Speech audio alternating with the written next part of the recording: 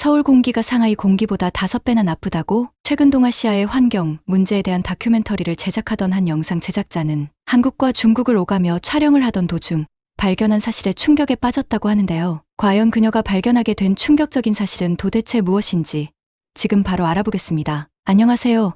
제 이름은 레이첼 앤더슨이고 미국에서 태어나 지금은 영상 제작자로 근무하고 있어요. 사람들은 그 예쁜 얼굴로 차라리 모델이나 배우를 하면 더 많은 돈을 벌 수 있고 유명해질 것이라고 말해주곤 합니다. 하지만 저는 제작자로서 제가 담고 싶은 이야기들을 카메라를 통해서 전달하는 것이 많은 돈을 버는 것보다 더 값진 일이라고 생각하고 있어요. 제가 하고 있는 영상 제작은 저를 전 세계로 데려다 줘요. 이미 30개국이 넘는 곳을 여행했지만 특히 저는 동아시아에 대한 이야기를 담는 걸 좋아해요. 동아시아는 지난 100년 동안에 정말 놀라운 역사를 가졌기 때문이에요. 많은 전쟁과 고난 이후에도 불구하고 빠르게 선진국 반열에 올라왔어요. 미국과 유럽이 천천히 선진화를 이룬 것과 대비되는 말 그대로 급성장의 역사이죠. 그 과정에서 발생하는 다양한 환경, 인구, 경제 정책들이 저는 정말 흥미롭다고 생각했습니다. 그래서 이번에 동아시아의 환경 문제에 대한 다큐멘터리를 제작하는 프로젝트에 사람을 모집한다고 할 때 주저없이 지원했어요. 프로젝트에 선정되고 나서 당장 큰 난관에 봉착했어요. 가장 중요한 돈 문제였죠. 예산 스프레드시트를 100번 넘게 훑어보면서 한숨을 쉬었어요. 이 돈 가지고 어떻게 모든 일을 다 집행하란 거지. 적은 돈은 아니지만 이거 가지고 동아시아 전체를 촬영하라고? 카메라, 비행기표, 숙박 장소 등 필요한 게 너무 많았거든요. 이 이야기가 얼마나 중요한지 알고 있었기에 더 답답했어요. 사람들에게 우리 지구에서 무슨 일이 일어나고 있는지 제대로 촬영해보고 싶었거든요. 힘든 하루를 마치고 포기하려던 순간 전화가 울렸어요. 모르는 번호였지만 그래도 받았어요. 여보세요? 저는 피곤함을 숨기며 대답했어요. 레이첼 앤더슨 맞으신가요?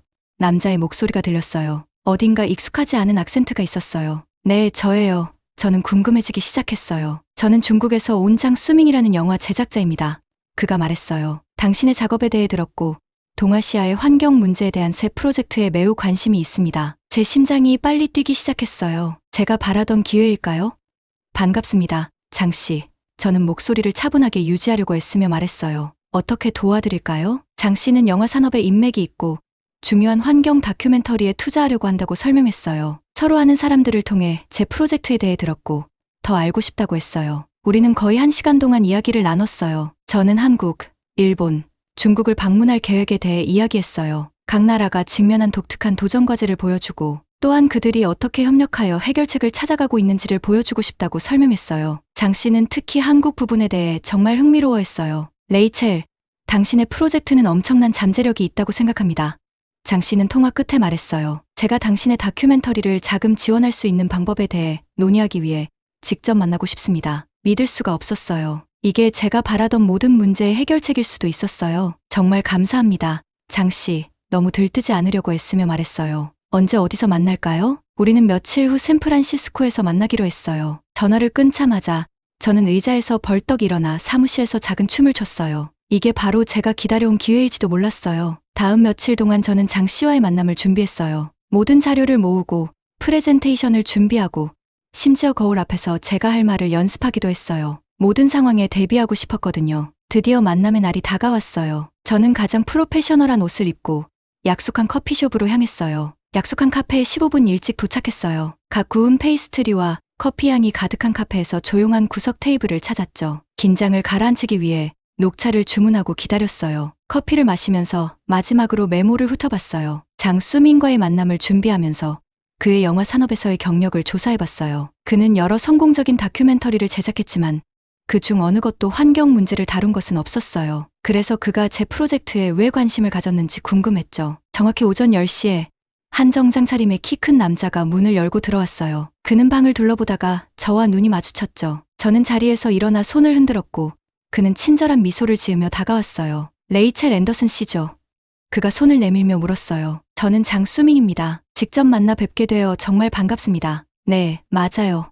저는 그의 손을 잡으며 대답했어요. 만나 뵙게 되어 반갑습니다, 장 씨. 우리는 악수를 나누고 자리에 앉았어요. 수밍은 매력적이고 말도 쉽게 통했어요. 그는 제 이전 작업에 대해 물어보았고 이번 프로젝트에 진심으로 관심을 보이는 것 같았어요. 그래서 바로 본론으로 들어갔죠. 그래서 레이첼, 수밍이 말을 꺼냈어요. 이번 새로운 프로젝트에 대해 좀 더 자세히 말해줄 수 있나요? 동아시아의 환경 문제를 다룬다고 들었어요? 우리는 이번 프로젝트에 대해 이야기하기 시작했어요. 저는 열정적으로 고개를 끄덕였어요. 네, 맞아요. 한국, 중국, 일본이 직면한 환경 문제를 다룬 다큐멘터리를 만들고 싶어요. 이 나라들은 엄청난 경제적 성과를 이뤘지만 그 대가로 환경에 큰 타격을 입었죠. 저는 문제뿐만 아니라 사람들이 찾아내고 있는 해결책들도 보여주는 것이 중요하다고 생각해요. 수밍은 관심이 가득한 눈빛으로 몸을 앞으로 숙였어요. 정말 흥미로운 주제군요. 구체적으로 어떤 내용을 다루고 싶은지 예를 들어줄 수 있나요? 저는 노트를 꺼내 아이디어로 가득 찬 페이지를 펼쳤어요. 한국에서는 그들의 쓰레기 관리 시스템에 대해 다뤄보려고 해요. 그들은 재활용과 음식물 쓰레기 줄이기에 놀라운 진전을 이뤘어요. 일본에서는 플라스틱 오염을 줄이려는 노력이 흥미로워요. 그리고 중국에서는 대도시의 대기 오염 문제와 그것을 해결하려는 시도들을 탐구해보려고 해요. 제가 말하는 동안 중국을 언급했을 때 수밍의 표정이 약간 변한 것을 눈치챘어요. 그는 덜 열정적인 것처럼 보였지만 저는 너무 흥분한 나머지 깊게 생각하지 않았어요. 정말 중요한 주제들이네요. 수밍은 제가 말을 마쳤을 때 말했어요. 하지만 저는 특히 한국 부분에 관심이 가네요. 그들의 환경 정책은 정말 인상적이지 않나요? 저는 그의 집중에 약간 놀라며 고개를 끄덕였어요. 네, 정말 놀라운 발전을 이뤘어요. 하지만 이 지역의 환경 문제를 완전하게 이해하려면 세 나라 모두를 다루는 것이 중요하다고 생각해요. 수밍은 손을 휘저으며 말했어요. 물론이죠, 물론. 하지만 지금은 한국에 집중해 봅시다. 저는 그곳에서 가장 흥미로운 이야기가 있다고 생각해요. 그는 이번 프로젝트에 대한 제 계획에 대해 여러 질문을 했어요. 세부 사항을 모두 알고 싶어 했어요. 중국 이야기를 꺼낼 때는 별로 관심이 없어 보였지만 저는 그가 자기 나라에 익숙해서 그런가 보다 했어요. 그는 이어서 저를 깜짝 놀라게 하는 제안을 했어요. 레이첼, 제가 당신의 다큐멘터리를 후원하고 싶어요. 이 이야기는 꼭 전달되어야 할 중요한 이야기라고 생각해요. 제 심장은 설레기 시작했어요. 바로 이것이 제가 바라던 바였죠. 그러나 수밍은 제가 잠시 망설이게 하는 조건을 덧붙였어요. 하지만 저는 주로 한국에 집중하는 것이 좋다고 생각해요. 사람들이 들어야 할 성공 이야기는 바로 그것이니까요. 만남이 끝날 무렵 장 씨는 제게 제안을 했어요. 제 다큐멘터리에 필요한 자금을 제공하겠지만 그 대신 주로 한국에 집중해 달라는 것이었어요. 그는 그 부분이 가장 흥미롭다고 생각했기 때문이라고 했어요. 이야기를 나누는 동안 저는 약간 불안한 기분이 들기 시작했어요. 장 씨가 한국에만 집중하는 것이 뭔가 이상하게 느껴졌지만 그런 생각을 떨쳐버렸어요. 결국 제 프로젝트에 진짜로 자금을 지원하겠다고 관심을 보인 첫 번째 사람이었고 제가 까다롭게 굴 여유가 없었으니까요. 정말 관대하시네요, 수밍. 저는 조심스럽게 말했어요. 하지만 중국과 일본도 포함하는 것이 중요하다고 생각해요. 이 모든 나라가 큰 그림의 일부니까요. 수밍은 고개를 끄덕였지만 완전히 납득한 것 같진 않았어요. 세부 사항은 나중에 논의해봅시다. 지금은 한국으로 가는 일에 집중합시다. 언제 촬영을 시작할 수 있나요? 저는 잠시 망설였어요. 이건 제가 원래 계획했던 것과는 조금 달랐거든요. 하지만 장 씨의 지원으로 제가 살 수 있는 장비들, 갈 수 있는 장소들, 전할 수 있는 이야기들을 생각해보니 깊이 숨을 들이쉬고 말했어요. 장 씨, 함께 일하게 되어 영광입니다. 우리는 다시 한번 악수를 나눴고 커피숍을 나설 때 저는 흥분과 긴장감이 교차하는 기분이 들었어요. 이건 엄청난 기회였지만 뒷머리속 어딘가에서 조심해야 한다는 생각이 들었어요. 제가 몰랐던 것은 이것이 저를 전 세계의 반을 가로지르는 여정의 시작에 불과했다는 거예요. 그리고 제가 믿는 모든 것을 시험할 일이 될 거라는 것이었죠. 하지만 마음 한구석에서는 작은 의심의 목소리가 들렸어요. 수밍의 조건을 받아들인 것이 과도한 타협이었을까요?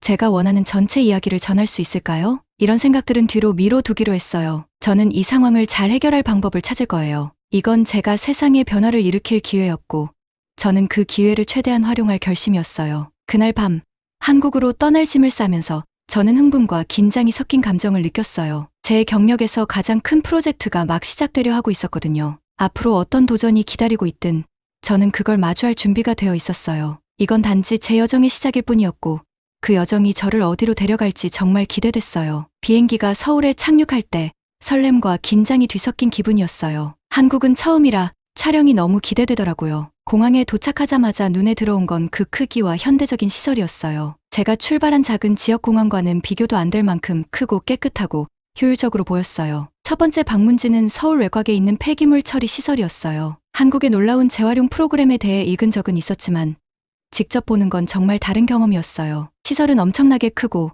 컨베이어 벨트 위로 온갖 쓰레기와 재활용품이 빠르게 지나가고 있었어요. 노란색 조끼를 입은 작업자들이 아이템들을 신속하고 효율적으로 분류하고 있더라고요. 거기서 김 씨라는 시설 관리자와 만났는데 그분이 저를 안내해 주셨어요. 한국에서는 재활용이 정말 중요합니다. 라고 그분이 말했어요. 세계에서 가장 높은 재활용률을 자랑하고 있죠. 저는 놀라서 어떻게 그걸 이루셨나요? 라고 물었어요. 김 씨는 미소 지으며 여러 가지가 결합된 결과입니다. 엄격한 폐기물 처리 법규가 있고 어릴 때부터 재활용의 중요성을 교육합니다. 라고 답하셨어요. 그분은 다양한 종류의 플라스틱, 종이, 금속을 어떻게 분류하는지도 보여주셨어요. 그 과정은 마치 잘 조율된 기계 같았어요. 저는 그 모든 걸 촬영하며 그 과정의 세세한 부분까지 놓치지 않으려 했어요. 다음 날, 저는 일반 가정에서 쓰레기를 어떻게 처리하는지 알아보기 위해 주거 지역을 방문했어요. 또 한 번 놀랄 일이 있었죠. 제가 익숙한 큰 쓰레기통 대신 집 밖에는 작은 전용 쓰레기통들이 놓여 있었어요. 종류별로 다른 쓰레기를 버리기 위한 거였어요. 지수라는 친절한 여성이 저를 집으로 초대해서 어떻게 쓰레기를 처리하는지 보여주셨어요. 우리는 쓰레기를 여러 가지로 나눠서 버려야 해요. 라고 설명하셨어요. 음식물 쓰레기는 한 통에, 재활용품은 다른 통에, 그리고 일반 쓰레기는 또 다른 통에 넣어요. 특히 제 눈길을 끈 건 그녀의 주방에 있던 작은 기계였어요. 저건 뭐예요? 라고 물어봤죠. 아, 저건 음식물 쓰레기 처리기예요. 라고 지수가 말했어요. 음식물 찌꺼기를 갈아서 퇴비로 바꿔줘요. 정부에서도 이런 기계를 사용해서 음식물 쓰레기를 줄이도록 권장하고 있어요. 저는 깊은 인상을 받았어요. 한국에서는 모든 사람이 환경 보호를 위해 노력하고 있는 것 같았어요. 그 후 며칠 동안 저는 한국 전역을 다니며 촬영하고 사람들을 인터뷰했어요. 어디를 가든지 한국이 환경 보호에 얼마나 헌신적인지 확인할 수 있었어요. 건물 위에 설치된 태양광 패널, 거리를 다니는 전기차들, 그리고 여기저기 설치된 재활용 쓰레기통들까지 말이죠. 가장 흥미로웠던 건 종량제 시스템에 대해 배운 거였어요. 기본적으로 사람들은 쓰레기를 담을 특별한 봉투를 구매해야 했어요. 쓰레기를 많이 배출할수록 더 많은 돈을 내야 했죠. 지역 대학에서 환경 전문가로 활동하는 박 교수님께서는 이 시스템은 사람들이 더 많이 재활용하고 쓰레기를 적게 배출하도록 유도합니다. 라고 설명하셨어요. 이 시스템을 도입한 이후로 우리나라의 재활용률이 크게 상승했어요. 저는 고향과 얼마나 다른지 생각했어요. 제 고향에서는 모든 걸 큰 쓰레기통에 그냥 버리는 사람들이 많았거든요. 어쩌면 우리가 한국의 접근법에서 배울 점이 있을지도 모르겠다는 생각이 들었어요. 한국에서의 시간을 마무리하며 저는 깊은 영감을 받았어요. 이 나라가 환경 문제를 해결하는 데 있어 얼마나 놀라운 발전을 이루었는지에 감탄하게 됐어요. 첨단 재활용 프로그램부터 음식물 쓰레기 감소를 위한 혁신적인 방법까지 한국은 환경 보존에서 앞서 나가고 있는 것 같았어요. 마지막 날, 저는 서울 도심에 있는 아름다운 공원을 걸었어요. 몇십 년 전만 해도 이곳이 오염이 심했던 지역이었다는 게 믿기지 않았어요. 지금은 이 번잡한 도시 한가운데에 있는 푸른 오아시스 같았어요. 벤치에 앉아 촬영한 영상과 메모를 검토하면서 저는 흥분을 느꼈어요. 한국에서 포착한 놀라운 이야기들과 환경적 진보의 사례들을 전 세계에 공유할 수 있다는 생각에 말이죠. 하지만 동시에 마음속에서 걱정이 스멀스멀 올라왔어요. 장이 이 긍정적인 한국 관련 영상을 본다면 어떻게 반응할까? 여전히 다른 나라의 부정적인 면에만 집중하려고 할까? 그런 생각은 잠시 접어두기로 했어요. 아직 일본에서 촬영할 일정이 남아있고 그 후에는 중국에서 환경 문제를 기록해야 하는 도전이 기다리고 있었거든요. 지금은 한국에서 포착한 이 감동적인 이야기에 집중하고 싶었어요. 장비를 챙겨 호텔로 돌아가는 길에 이번 경험에 대해 감사한 마음이 들었어요. 단지 환경 실천에 대해 배운 것뿐만 아니라 공동체의 노력과 정부의 지원이 실제 변화를 일으킬 수 있는 힘에 대해서도 많은 걸 느꼈거든요. 내일이면 일본으로 떠나 또 다른 환경 문제와 성공 사례들을 찾아 나서겠지만 한국에서 목격한 놀라운 발전은 항상 제 마음속에 남아있을 거예요. 올바른 접근법만 있다면 전 세계 어디에서나 환경 문제를 해결할 수 있다는 희망을 얻었어요. 한국에서의 시간을 마무리할 즈음에 뭔가 꺼림칙한 느낌을 지울 수가 없었어요. 뭔가 잘못된 것 같은데 딱히 뭐가 문제인지 정확히 알 수 없을 때 느끼는 그런 기분이요. 이게 다 장과의 파트너십 때문이었어요. 오해하지 마세요. 장은 정말 좋은 사람이었어요. 그가 아니었으면 이 다큐멘터리를 만들 자금을 마련하지 못했을 거예요. 아마 집에서 여전히 촬영꾼만 꾸고 있었겠죠. 그런데 문제는 항상 따르기 마련이잖아요. 장은 중국의 환경 문제에 대해 나쁘게 말하지 않길 바랐어요. 처음엔 뭐 별거 아니지. 좋은 면만 집중하면 되지. 라고 생각했죠. 하지만 동아시아의 환경 문제에 대해 알아갈수록 중국에서 일어나는 일을 무시할 수 없다는 걸 깨달았어요. 사실 중국은 세계 최대의 오염국이에요. 이건 제가 비난하려고 하는 게 아니라 그냥 사실이에요. 글로벌 탄소 프로젝트에 따르면 중국은 전 세계 대기 중에 배출되는 이산화탄소의 거의 30%를 차지하고 있어요. 거의 3분의 1이에요. 마치 학급에서 한 학생이 전체 쓰레기의 3분의 1을 책임지는 것과 같은 거예요. 그게 바로 중국이 우리 지구에 하고 있는 일이죠. 저는 이걸 연구하는데 몇 시간을 보냈어요. 유엔의 보고서를 읽고 환경 단체들의 데이터를 살펴보고 수많은 뉴스 기사도 봤죠. 그들이 그린 그림은 결코 아름답지 않았어요. 중국의 도시들은 종종 두꺼운 회색 스모그에 뒤덮여 있었고 강들은 공장 폐수로 오염되어 있었어요. 그리고 숲은 더 많은 건물과 도로를 위해 베어지고 있었어요. 하지만 모든 것이 나쁜 것만은 아니었어요. 중국도 좋은 일들을 하고 있었거든요. 깨끗한 에너지를 만들기 위해 수많은 태양광 패널과 풍력 터빈을 설치하고 있었고 공기를 정화하기 위해 수백만 그루의 나무를 심고 있었어요. 하지만 이런 좋은 시도들이 문제를 해결하는 건 아니었어요. 마치 바닥에 쏟아진 탄산음료 한 병을 종이 타월 한 장으로 닦아내려는 것 같았어요. 물론 노력하고는 있지만 여전히 큰 혼란이 남아있죠. 서울의 호텔 방에서 메모와 끝없이 이어지는 그래프와 차트가 뜬 노트북 사이에 앉아있자니 마음이 갈등했어요. 한편으로는 장에게 중국의 환경 문제에 집중하기보다는 해결 방안에 대한 영상을 많이 담아보겠다고 약속했었고, 다른 한편으로는 영화 감독으로서 진실을 말할 책임이 있었어요. 동아시아의 환경 문제에 대한 다큐멘터리를 만들면서 그 지역의 가장 큰 오염원을 다루지 않는 게 과연 가능할까요? 한국에서 만난 사람들을 떠올려 봤어요. 환경 문제 해결을 위해 열심히 일하는 과학자들, 쓰레기를 신중하게 분리하고 자가용 대신 자전거를 타는 평범한 사람들, 그들은 모두 지구를 위해 자신의 역할을 다하고 있었어요. 그들의 이야기를 솔직하게 전할 자격이 있지 않나요? 그리고 중국의 사람들은요? 아직 그들을 만나보진 않았지만 환경을 걱정하는 수백만 명의 중국인이 있다는 건 알고 있었어요. 그들도 오염된 공기를 마시고 건강에 해로울 수 있는 물을 마시고 있었어요. 그들의 고통을 세상에 보여줄 자격이 있지 않나요? 생각할수록 명확해졌어요. 중국의 환경 문제를 포함하지 않고는 이 다큐멘터리를 만들 수 없다는 것을요. 이건 마치 한 가족의 이야기를 하면서 그 가족 중 한 명을 빼놓는 것과 같아요. 그건 옳지 않죠. 하지만 이 결정이 장과의 문제를 일으킬 거라는 것도 알고 있었어요. 그는 중국을 비판하지 말라고 그렇게 단호하게 말했었거든요. 그의 목소리가 머릿속에서 들리는 듯했어요. 긍정적인 이야기들에 집중하라며 중국이 하고 있는 좋은 일들만 보여주라고 말이죠. 호텔방 안을 이리저리 거닐며 어떻게 해야 할지 고민했어요. 장에게 전화해서 설명할까요? 아니면 그냥 제 계획을 강행하고 그가 너무 늦게 알게 되길 바랄까요? 아니면 아예 중국을 다루는 걸 포기해야 할까요? 서울의 해가 저물며 도시를 황금빛으로 물들일 때 저는 결심을 했어요. 중국으로 가기로요. 좋은 것이든 나쁜 것이든 제가 본 것을 촬영하기로 했어요. 모든 이야기를 전하겠다고요. 사람들을 편안하게 만드는 부분들만이 아니라요. 이 결정이 쉽지는 않을 거예요. 장이 화를 낼 수도 있고 심지어 자금을 회수할 수도 있죠. 하지만 저는 옳다고 믿는 일을 해야 했어요. 결국 다큐멘터리란 어려운 진실을 보여주는 거잖아요. 깊은 숨을 들이쉬며 짐을 싸기 시작했어요. 중국이 저를 기다리고 있었고 저는 전할 이야기가 있었어요. 앞으로 무슨 일이 일어나든 맞설 준비가 되어 있었어요. 때로는 옳은 일을 하기 위해서는 위험을 감수해야 하니까요. 그리고 저는 우리의 환경에 대한 진실을 전하기 위해 이 위험을 감수할 준비가 되어 있었어요. 캐리어의 지퍼를 닫으면서 흥분과 두려움이 뒤섞인 감정을 느꼈어요. 중국에서 무엇을 발견하게 될까요? 제 계획을 알게 되었을 때 장은 어떻게 반응할까요? 답은 알 수 없지만 저는 알아낼 결심을 했어요. 제 여정의 다음 장이 막 시작되려 했고 저는 어떤 일이 일어나도 맞설 준비가 되어 있었어요. 한국에서의 작업을 마친 후 미국으로 돌아왔어요. 다음 프로젝트 준비를 해야 했거든요. 한국에서 배운 것들이 정말 흥미로웠지만 가장 어려운 부분이 아직 남아 있다는 걸 알고 있었어요. 바로 프로듀서인 장에게 다음 목적지가 중국이라고 말해야 한다는 점이었죠. 화요일 아침에 장에게 전화를 걸었어요. 번호를 누르는 내내 손이 떨렸어요. 그가 내 말을 좋아하지 않을 거라는 걸 알았지만 그 후에 벌어질 일을 예상하지는 못했어요. 여보세요, 장. 그가 전화를 받자마자 말했어요. 잘 지내시죠? 다큐멘터리의 다음 단계에 대해 얘기하고 싶어서요. 물론이지, 레이첼. 그가 대답했어요. 한국에서는 어땠어? 한국에서 본 멋진 것들에 대해 이야기했어요. 그들의 재활용 프로그램과 깨끗한 도시들에 대해 말했어요. 장은 그 이야기를 듣고 기뻐하는 것 같았어요. 그런 다음 깊이 숨을 들이쉬고 말했어요. 장, 다음은 중국에 가야 할 것 같아요. 거기서 다뤄야 할 중요한 환경 문제가 있어요. 잠시 동안 전화선이 조용해졌어요. 그러고 나서 장의 목소리가 돌아왔는데 이전보다 더 크고 화가 나 있었어요. 무슨 말이야? 중국에 가자고?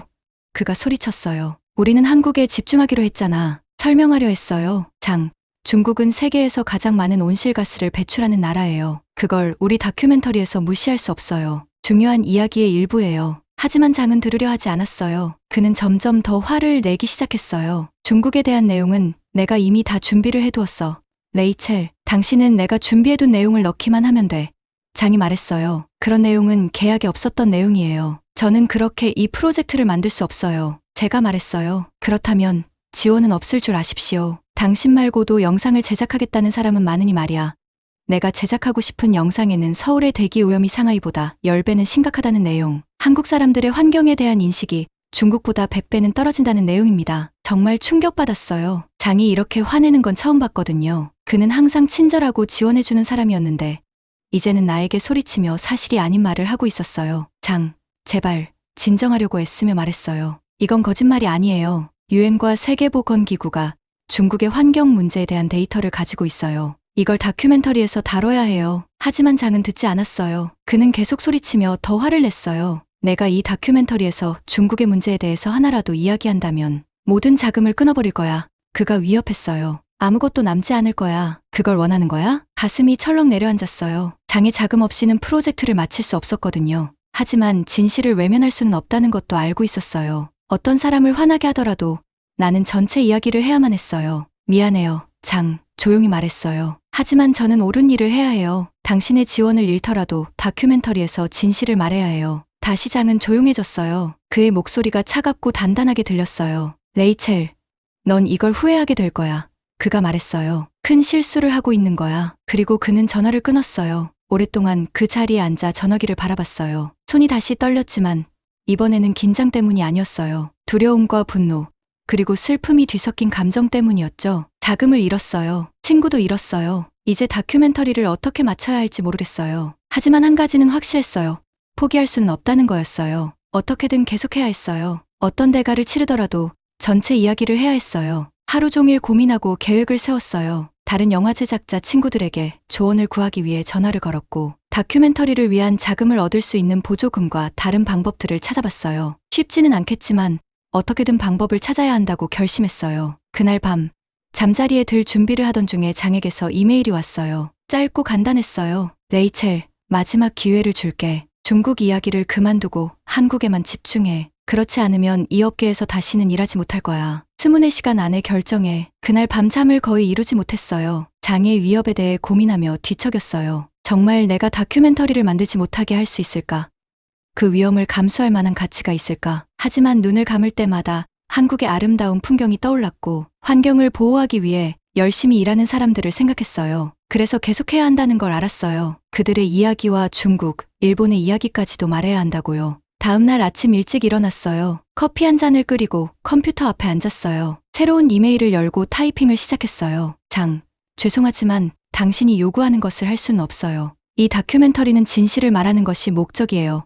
비록 그것이 어렵더라도요. 그동안의 지원에 감사드리며 이 프로젝트를 마칠 다른 방법을 찾을게요. 안녕히 계세요, 레이첼. 마음이 바뀌기 전에 전송 버튼을 눌렀어요. 깊이 숨을 들이쉬고 중국 여행 계획을 세우기 시작했어요. 어떻게 해야 할지 몰랐지만 시도해봐야 한다는 걸 알고 있었어요. 이 이야기는 이제 포기할 수 없을 만큼 중요한 이야기였으니까요. 장과의 언쟁 이후 중국으로 가는 것이 큰 위험을 감수하는 일이라는 걸 알았지만 저는 모든 이야기를 전해야 한다는 생각에 자금 지원을 잃을 수도 있다는 두려움을 무릅쓰고 중국으로 향했어요. 설렘과 걱정이 뒤섞인 감정으로 짐을 챙기고 출발했습니다. 첫 번째 목적지는 장가게였어요. 아름다운 산과 숲으로 유명한 곳이죠. 저는 안개에 둘러싸인 길고 가느다란 봉우리들이 있는 사진을 본 적이 있었고 그걸 직접 찍어보고 싶었어요. 이 놀라운 풍경을 보여줌으로써 환경 보호의 중요성을 사람들에게 알릴 수 있을 거라고 생각했죠. 도착한 날은 화창하고 따뜻했어요. 저는 아침 일찍 일어나 촬영을 시작할 생각에 들떠 있었죠. 산을 잘 볼 수 있는 장소로 가기 위해 버스를 탔습니다. 길은 길고 울퉁불퉁했지만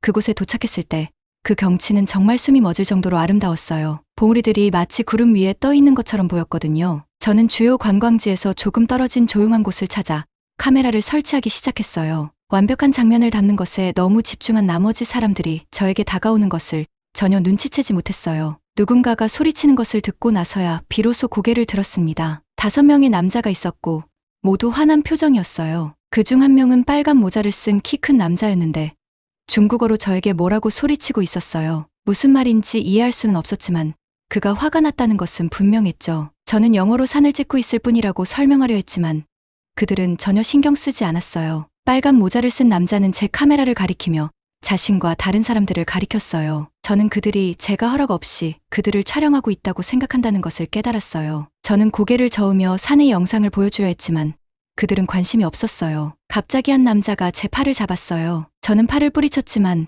또 다른 남자가 제 카메라를 잡으려 했습니다. 심장이 두근거리기 시작했어요. 저는 카메라를 최대한 꽉 잡고 있었지만 5명의 남자들에 비해 저는 혼자였죠. 그들은 소리치고 밀쳤고 저는 공포에 휩싸였어요. 그 과정에서 제 카메라가 제 손에서 미끄러졌어요. 저는 카메라가 바위와 나무에 부딪히며 경사면을 굴러내려가는 모습을 공포에 휩싸인 채 지켜봤습니다. 카메라가 깨지는 소리가 들렸을 때 제 속이 무너지는 것 같았어요. 하지만 그들은 거기서 멈추지 않았어요. 이제 그들은 돈을 요구하기 시작했어요. 모든 말을 이해할 수는 없었지만 그들이 저에게 돈을 내놓으라고 하는 건 알 수 있었죠. 저는 떨면서 어떻게 해야 할지 고민하고 있었어요. 외국에서 혼자였고 카메라는 부서졌고 도움을 청할 방법도 없었으니까요. 상황이 더 나빠질 것 같다고 생각하던 순간 멀리서 목소리가 들렸어요. 처음에는 더 화난 현지인들일까봐 겁이 났지만 목소리가 가까워질수록 한국어를 말하고 있다는 것을 알게 되었어요. 그때 관광객 무리가 코너를 돌며 나타났어요. 하이킹을 하던 세 커플이었어요. 그들이 상황을 보고는 바로 제게 다가왔어요. 그중 한 남자,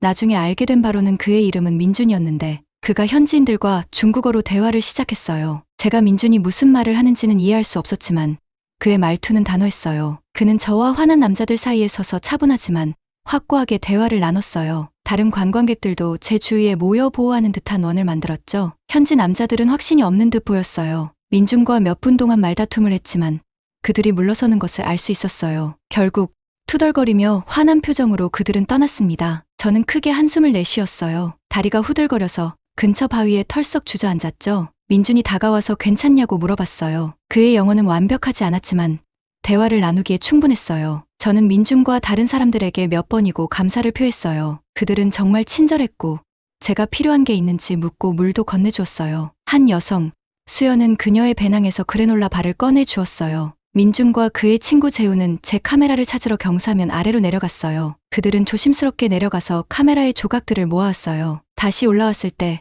그들이 SD카드를 찾아낸 것을 보고 놀랐어요. 카메라가 바위에 부딪힐 때 튀어나갔지만 기적적으로 손상되지 않았어요. 우리는 거기에 앉아 숨을 고르며 진정하면서 저는 감사함에 휩싸였어요. 이 낯선 사람들이 망설임 없이 저를 구하러 와주었어요. 그들은 저를 몰랐지만 제가 가장 필요할 때 도와주기 위해 나섰죠. 민주는 그들이 중국의 자연 경관을 탐험하러 휴가를 온 거라고 설명해줬어요. 그들은 한국에서 숲과 야생동물을 보호하기 위해 활동하는 환경운동가들이었어요. 제가 다큐멘터리에 대해 이야기하자 그들은 크게 흥미를 보이며 어떤 식으로든 도와주겠다고 했어요. 우리는 결국 몇 시간 동안 이야기를 나눴어요. 그들은 한국에서의 활동에 대한 이야기를 들려주었고 저는 여러 나라에서 촬영한 경험을 이야기했어요. 대화를 나누면서 저는 점점 기운이 나는 걸 느꼈어요. 네, 저는 카메라를 잃었고 무서운 경험을 했어요. 하지만 이 일을 계속해야 하는 이유를 다시 떠올리게 해준 놀라운 사람들을 만났죠. 해가 지면서 안개 낀 봉우리들이 아름다운 주황색으로 물들 때